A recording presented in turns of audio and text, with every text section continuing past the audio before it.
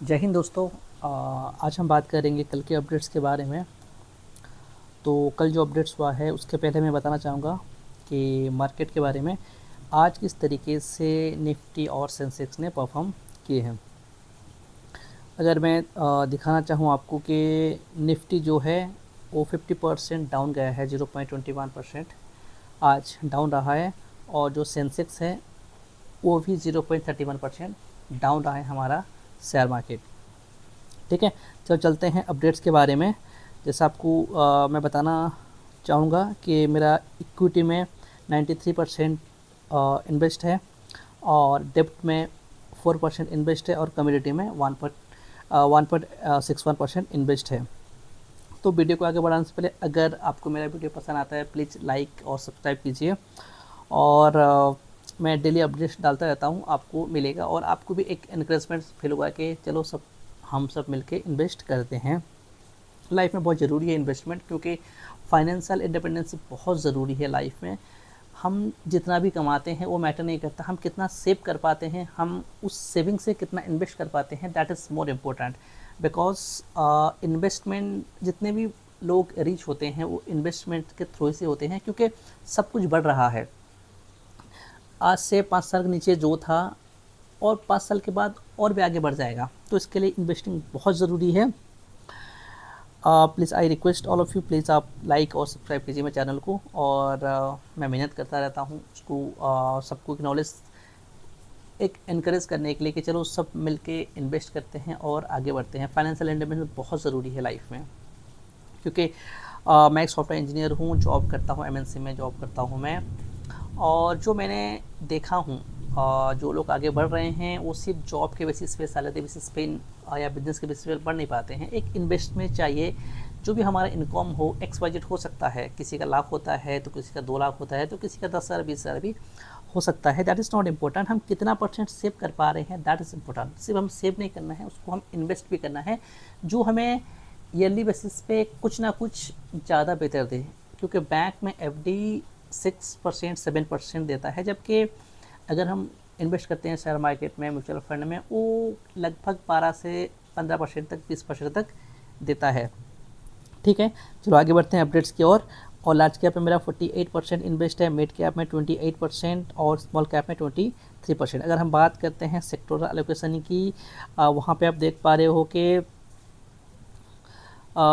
Financial में 17% और industrial में 14%, फिर हेल्थ केयर में 12%, कंज्यूमर डिक्शनरी में 10% के ऊपर, इक्विटी और अदर सेक्टर में भी ठीक ठाक इन्वेस्टमेंट है।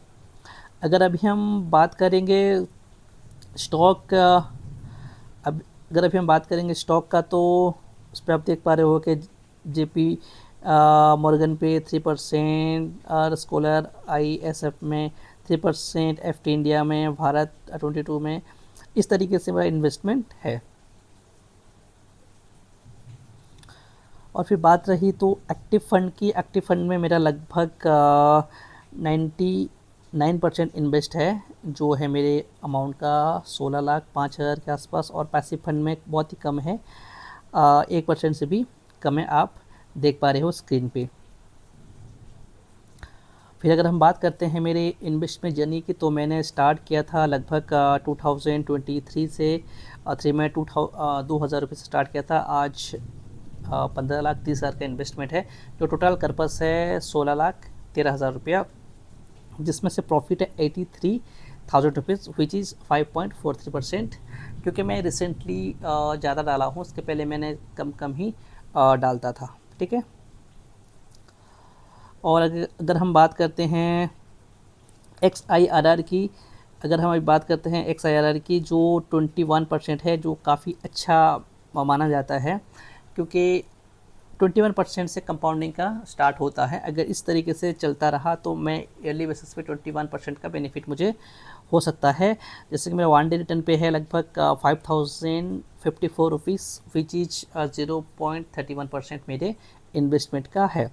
टोटल रिटर्न्स अभी है 83,147 रुपीज़ है। अगर अभी हम बात करते हैं तो सबसे ज़्यादा रिटर्न्स मुझे किसने दिया है परसेंटेज वाइज अगर बात करते हैं तो आईसीआईसीआई का जो नास्डैक 100 है वो दिया है लगभग 19% के आसपास रिटर्न, और एसबीआई का हेल्थ केयर वो दिया है 18%, और निप्पॉन इंडिया का इक्विटी का ताइवान वाला जो है वो दिया है 16%, और फिर टाटा का फार्मा सेक्टर जो है वो दिया है 14%, और फिर कोटक इनोवेशन का ओवरसीज़ का ओमनी वाला वो दिया है लगभग 14%। तो फिर 14% दिया है।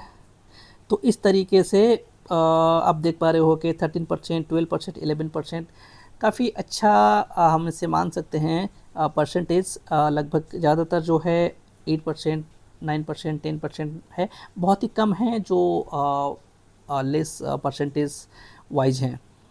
और अगर अभी हम बात करेंगे हमारे यूएस इन्वेस्टमेंट का, तो अगर अभी हम बात करेंगे हमारे यूएस इन्वेस्टमेंट का, यहाँ पे आप देख पा रहे हो कि यूएस में मेरा लगभग जो इन्वेस्टमेंट है, यूएस में मेरा इन्वेस्टमेंट लगभग है $3,552, जो अभी अवेलेबल है 3,306 है।